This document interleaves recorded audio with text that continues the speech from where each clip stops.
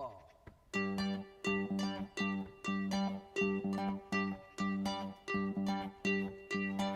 Say you stand by your man and tell me something I don't understand.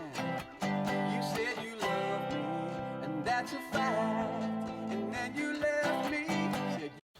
Hello there, Tony Medley once again, and welcome back to my workshop. Today's project is going to be a one for the beginners again, or the newbies, and it's all about scraping, different techniques of scraping, different tools. I'm going to be using a traditional bowl scraper, a Skew Chisel turned on the side, the new Simon Hope negative rake scrapers. So we'll get on, and it's how I use them, what works well for me. I keep saying this, everybody has a different technique and different preferences. So we'll get on and I'll show you how I do it, and hopefully we'll get some different results and see which is the best. Well, the first scraping technique is using a bowl gouge, and obviously all you're going to do is on that curved bit there is obviously scrape with that. I think that's the first one that we should show you. And all you do is you stand with your feet about 20 inches apart, and you want to make sure that you don't have this one when it needs to be about 3 to 4 millimeters away from the piece. Keep it nice and level, and then just move it along and go from side to side nice and gently. You can see all the scrapings are nice and fine.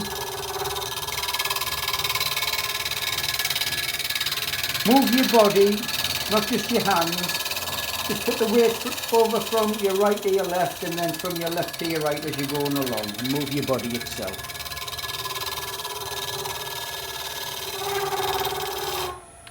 Right, we'll just stop that and see what type of finish we've got. It's not bad. It's just to get it round. So,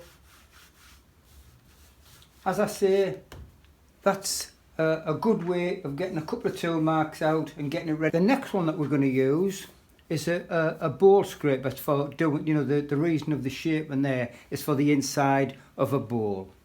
Now, this will do outside, but you are better off with a flat one for doing outsides. And what I always do with these is you need to be about 1/4 inch above centre.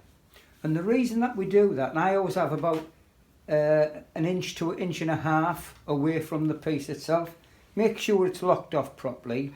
And the stance that we need for this one is that it is done at about 10 to 15 degree angle. And you just move it nice and gentle all the way along. You've got all that, all the edge of the cut, so you can use it like that, whichever suits yourself. So you need to be doing, I didn't say before, I prefer to be doing about 1,000 revs, anything from 1,000 to 1,800. So that's just over, say, we'll just turn it up a little bit. We'll do it at about 1,400 revs. If it's 1,500 revs. So, as I say, feet about 20 inches apart just to balance yourself. And then, obviously, this needs to be about 15-20 degrees. And just nice and gentle, just let the tool run along, and you'll see the nice bits of shavings that come off it.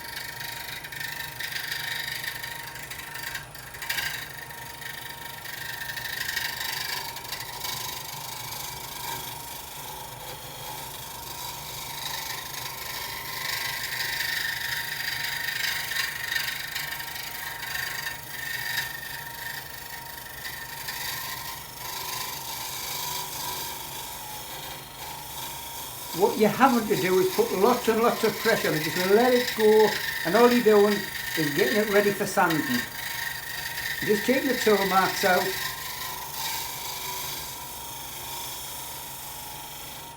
And finish.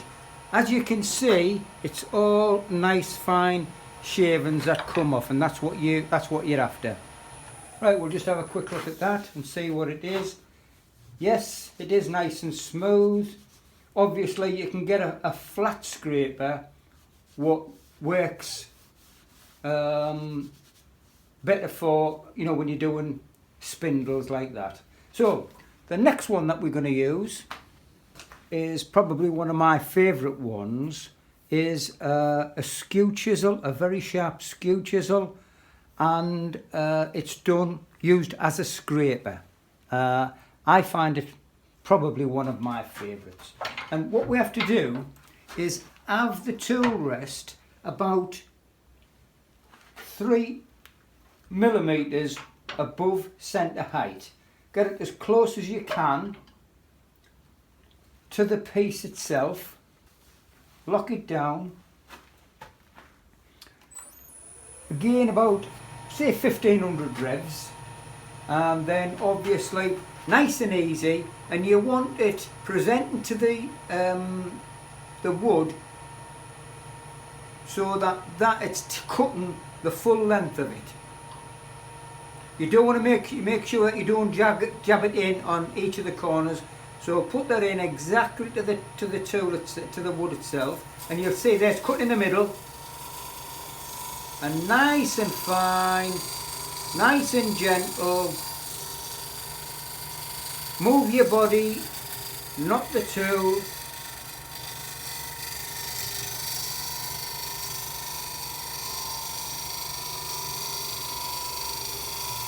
You can see the real fine. It looks, you know, the shaving that's coming off that is just as good as sandpaper. You see it nice and fine. But whatever you do, make sure that you do it, because you will get a catch if you haven't got it at the right angle. So nice and gentle, not too much pressure. I'm going to show you my, excuse me, I'm going to show you my hand. You can see it is just like sawdust. And it is an excellent way of using this skew as a scraper. Now, when you feel that, it is really, really smooth. All of it's just ready straight away for sanding. So, what I also do as well, I just pull that out a little bit, is use a rounded skew, very sharp, careful. It's very, very sharp, and I use that for insides of bowls, and you can use it on a spindle the same, but very, very gentle. And you'll see if you're gentle enough,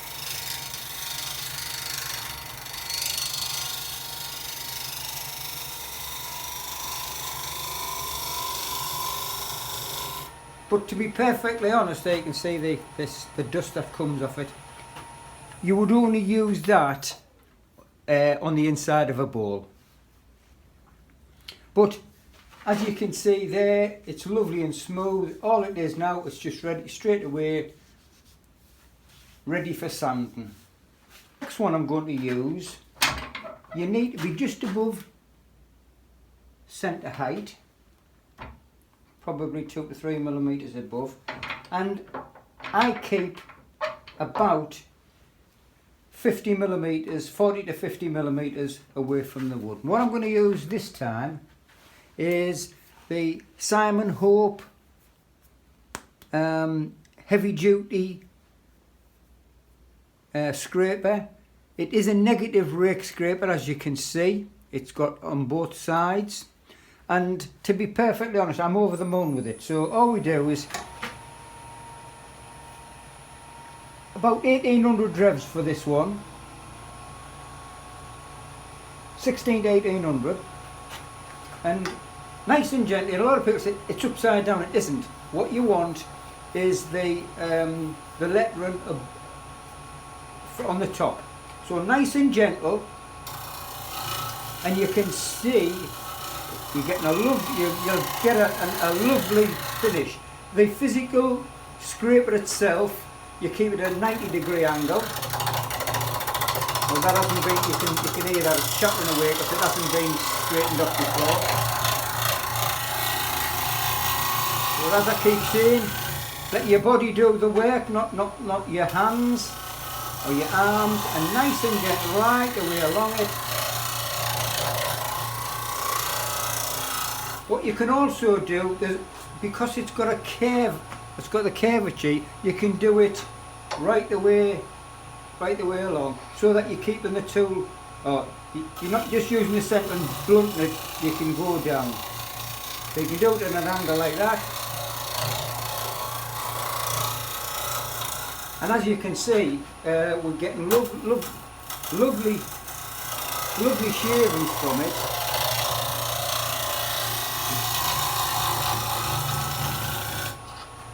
Now you can see there, that is the negative rake scraper, and we'll just stop it and have a quick look. Excuse me. Yes, very nice indeed, just ready for sanding down. What I also have is the circular one, and what this one's for is for doing inside of bowls, but you can use it on that one, and I'll show you exactly the same as I've just showed you on with the Skew Chisel. Nice and gentle, and you can see it nice and fine. And with it being negative rake, you're not going to get any catches or anything. Nice and gentle. I think the key to this one is the speed. As long as you're doing about between I like to do 16 to 1800 revs. Nice and gentle. The only thing is, once you've used this one, it's not as straight. It's ideal in a bowl because it's got that curvature on it. But you will see. I'll just stop that. Yes, it is nice and smooth, but you're better off just give it a final pass with this one, and that will, you'll get the better finish on a spindle with this one.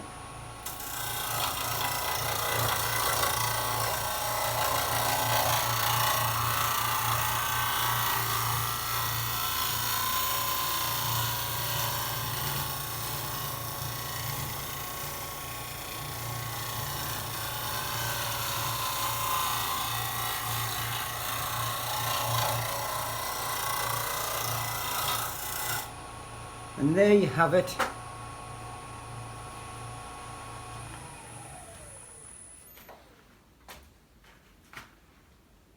Well, I hope you got something out of that, and I'll be quite honest, I don't know whether my memory will go back that far, but obviously it does, because I still remember the bad catches that I used to get, and especially on the insides of bowls. When I was a beginner, I found the scraper was the hardest tool to get my head round, and going back say 5-6 years ago when I first started, I used to get some terrible catches, and all it was due to was that the tool itself I used to keep straight, and obviously it would dig in at that. What you need to be doing is about no more than 20 degrees, and that gives a sharp skew or a scraper. It makes it into like a negative rake, and you're getting a more finer cut.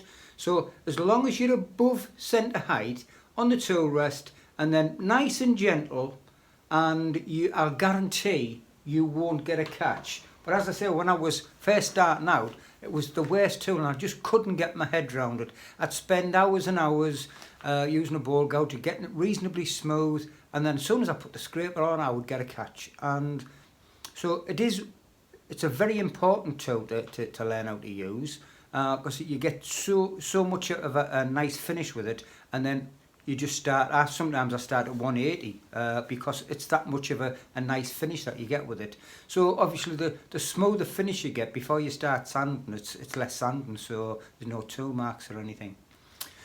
So hopefully you got something out of that. I hope you did. I only wish that somebody would have taught me how to use a scraper when I first started. So go away into your workshop, practice, and honestly, you'll never get a catch if you keep it to the angle. Oh, the only thing I will say, the Simon Hope tools are absolutely excellent in certain ways. They're all, each different bit of each different piece of wood needs a different type of scraper, but the majority is the Simon Hope, and because it's negative rake, they're easy to resharpen. You can buy the additional bits, not that you'd ever need. They'll last you a lifetime. As long as you keep them nice and sharp and not take too much off, don't keep sharpening it and sharpening it. They are an excellent tool. They're expensive, but they will last us out, I'm sure. Buy one, and it's a good investment, and it'll last you for the next 50 years. And I'm sure I won't be here in 50 years. I'll be pushing daisies up, I'm sure. If not, I'll be in a rocking chair somewhere in a nursing home, or an old people's home, should I say. Anyway, hope you got something out of that. If you like what I'm doing, please subscribe. If you've got any ideas, if you having problems with a certain aspect of wood turning, drop me a private message, or on in the comments below, whichever suits you, and I will make a video, or I'll try and I'll tell you, or I'll make a video on it. But please let me know what if you're having any problems. I hope you're not.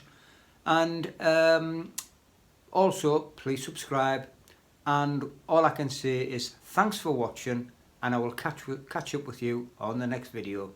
Bye for now. Bye.